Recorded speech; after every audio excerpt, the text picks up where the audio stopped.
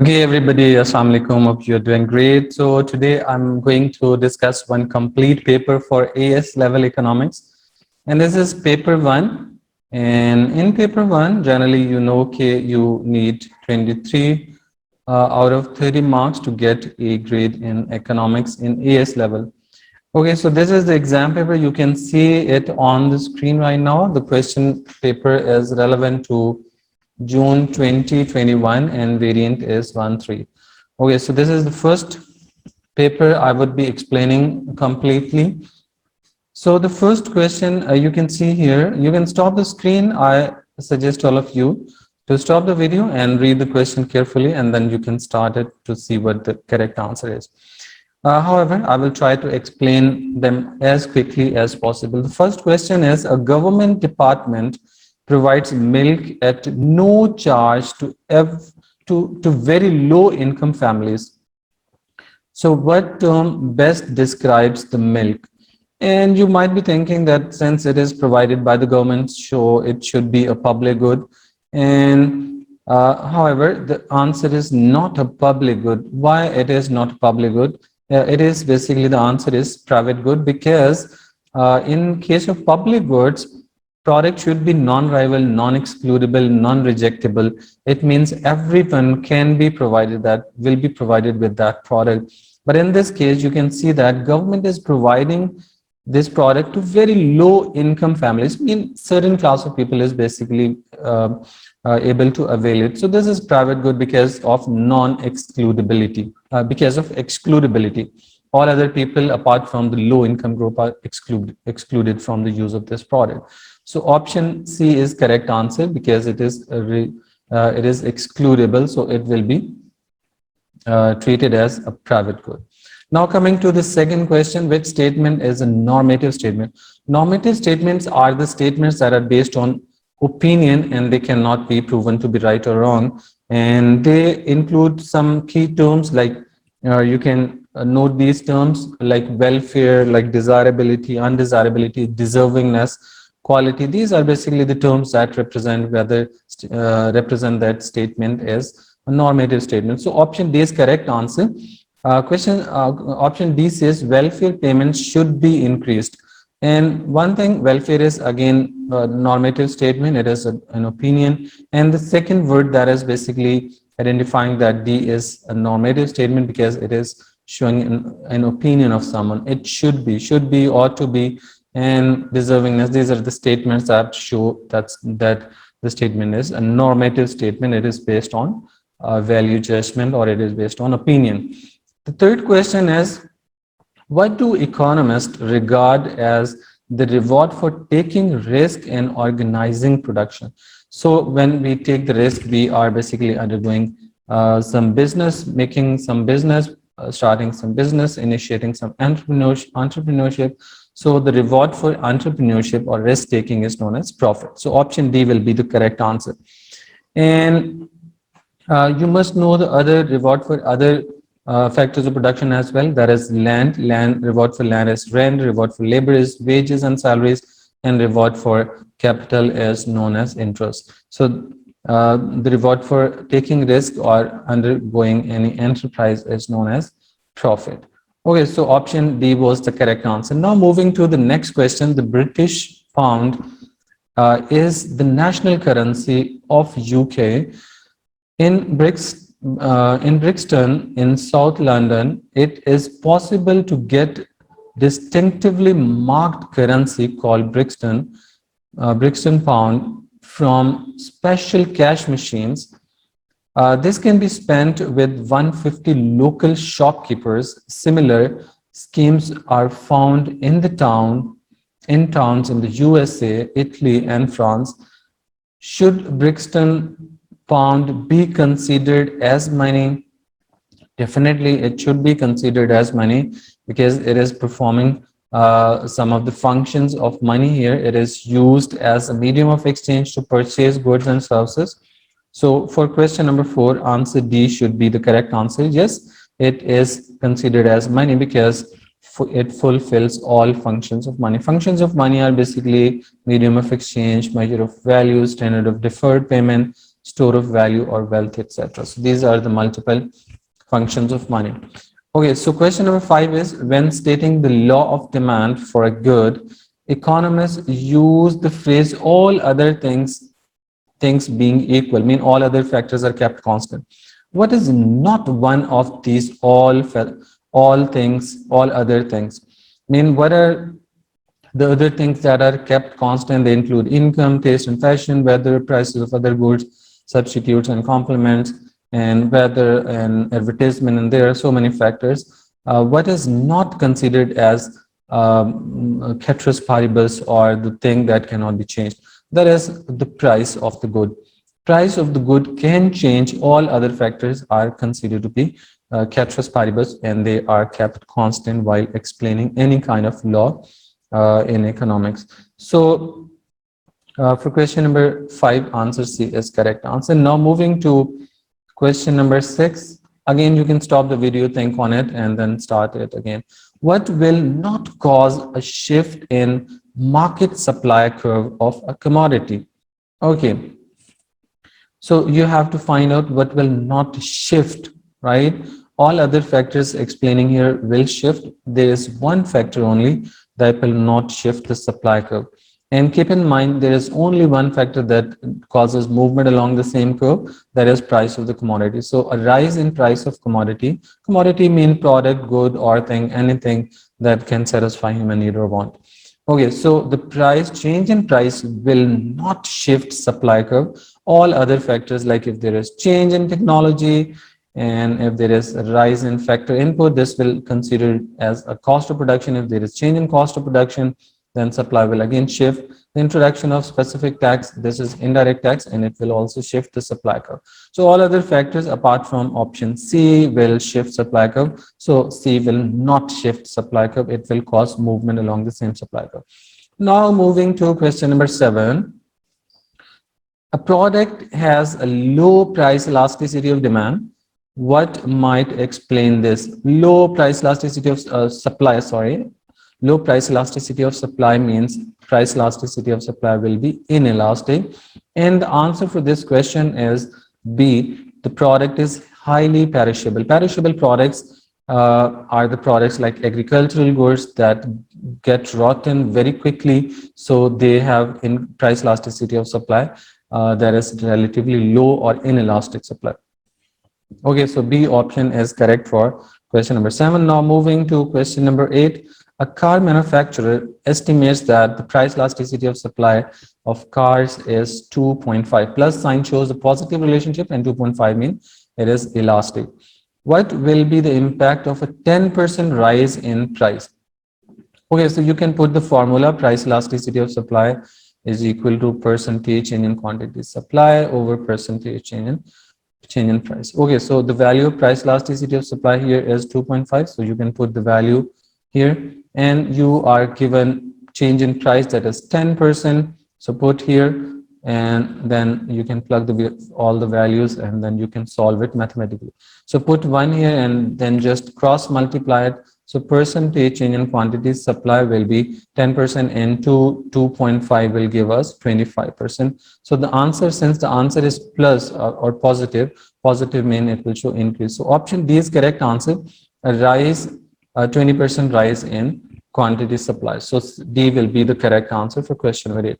Okay, so now moving to the next question, that is question number 9. Again, stop the video and read the question carefully and try to figure it out. And afterwards, you can start the video once again and see what is the correct answer for that question. Question number 9 says, the diagram shows the original demand curve D1 and supply curve S1 for diesel cars. So keep in mind, these are demand and supply curves for diesel cars. And point X is initial equilibrium. It means this is the initial supply curve S1, and this is the initial demand curve D1. So D1 and S1 intersect each other at point X. Now coming to the next thing, there is a successful advertising campaign by electric car producers, and a new tax on diesel cars is imposed. If tax on diesel car, this is the demand and supply graph for diesel cars. So imposition of indirect tax will shift supply of diesel cars to the left. So this will be the new supply curve. Okay, so what can be the correct answer for this? Now option A and D are relevant. C and B will be rejected here. And another thing, is there any factor that will shift the demand curve as well? So definitely there is a factor, because if electric cars are successfully advertised, it means people will purchase more electric cars, and as a result, the demand for diesel cars, keep in mind this is the graph for diesel cars, so the demand for diesel cars will fall, and as a result, demand will shift to the left, that is D2. So the new demand curve will be D2, and now S2 and D2 intersect each other at point D. So D is the correct answer. I believe you got it. Again, if you have any issue, you can watch this question once again. You can review it. Okay, so the question, next question is question number 10. A UK-based food company wishes to diversify. Diversification is basically when you produce more than one type of goods. Okay, so that is called diversification, and it is opposite to specialization. In specialization, one firm is focusing on one product, one company is focusing on one product, but in diversification, one company produces multiple products. To finance this, it has obtained a 10 million loan from a bank to buy land, build and equip a bakery. Okay. What would not be classified by an economist as a factor of production? So keep in mind, it is saying what is not. So the 10 million loan used to finance the project, this is not a factor of production. Factors of production are basically land, labor, capital, and enterprise. These are the four factors of production, and money is nowhere in this list. So loan taken is not as considered as a factor of production. So you might be thinking that loan is a capital, so loan is not capital. In economics specifically, loan capital means every kind of physical asset, machinery, technology, and tool that is used to produce goods and services. So in business studies, yes, capital means finance, but in economics, we consider only capital as a physical capital, that is the man-made resources that are used to produce further goods and services. So option A is correct answer. We need not to consult other options. Money is never the part of factor of production. Okay. Next is question number 11. A country's central bank has commissioned a report on the demand for and price of houses.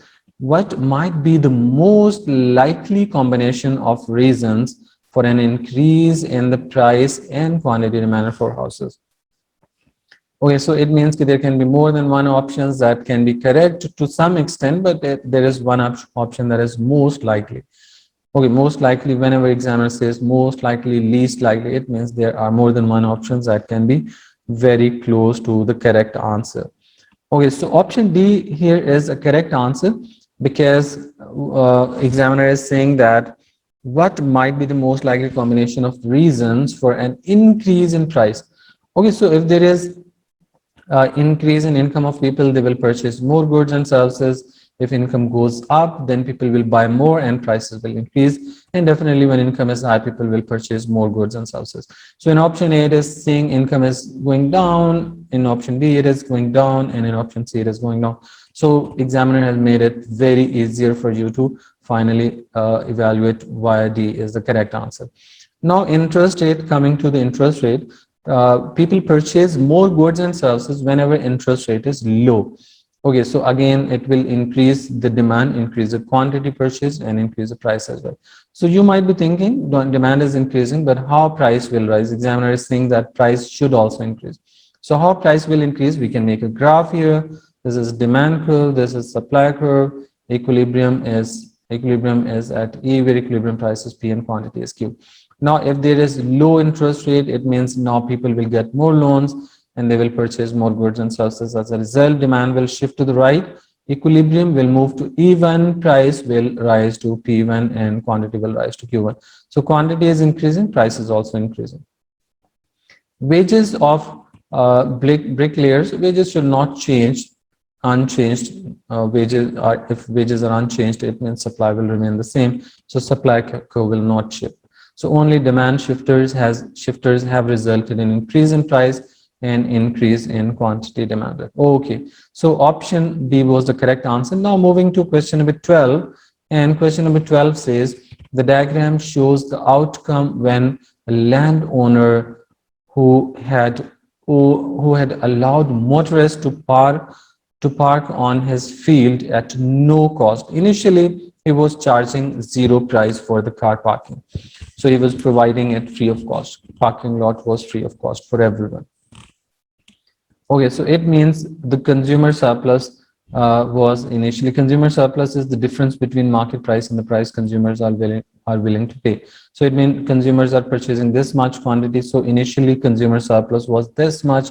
This all entire area was a consumer surplus because price was zero. Consumer surplus, you might be confused with the concept. Consumer surplus is the difference between market price and the price consumers are willing to pay. As per this demand, consumers would be willing to pay this much where demand curve intersects or touches the y-axis. So this is the price consumers are willing to pay. If price is zero because landowner is charging nothing for it, so this will be the entire area will be the consumer surplus. But now what happens is now he introduces a parking charge of $1. So he's now charging this much price. So this much price. So the new consumer surplus will be this much. And this area will be removed from the consumer surplus because now this triangle X is consumer surplus. So what happens as a result of this change? So option C is correct answer. The ownership of surplus Y changes. So this will be no more the part of consumer surplus. This area, the area I'm shading now, this one. Okay, it was initially the part of consumer surplus, but it will not be now.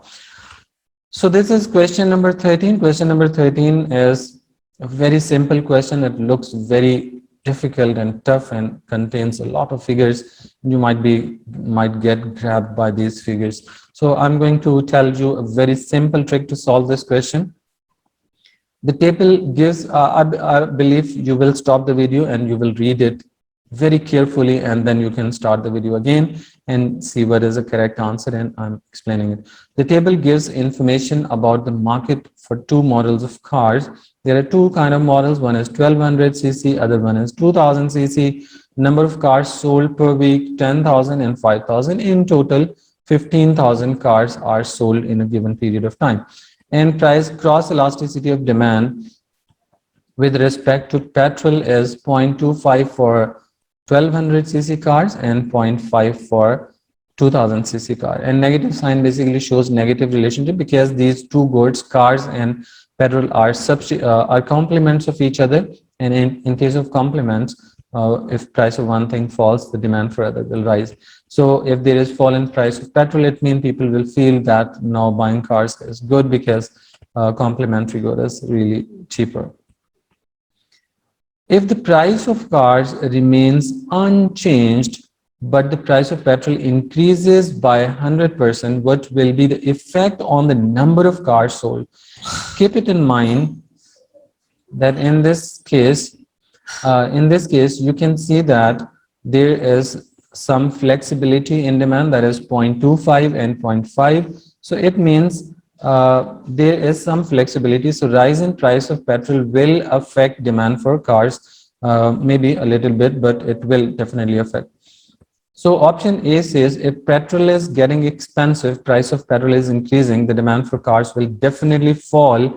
So option A says that increase by 5,000. So demand for cars cannot increase because when price of petrol is increasing, demand for cars must decrease. There should be no change in demand for cars since there is flexibility in the demand somehow. So some of the people will reduce their demand here with the rise in price. So no change is not correct answer. And again, it says that decreased by 15,000.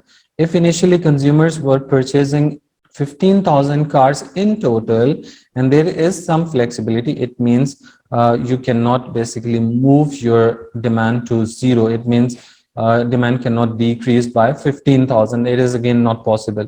So the correct option is then C. It means there will be decrease in demand for cars by 5,000.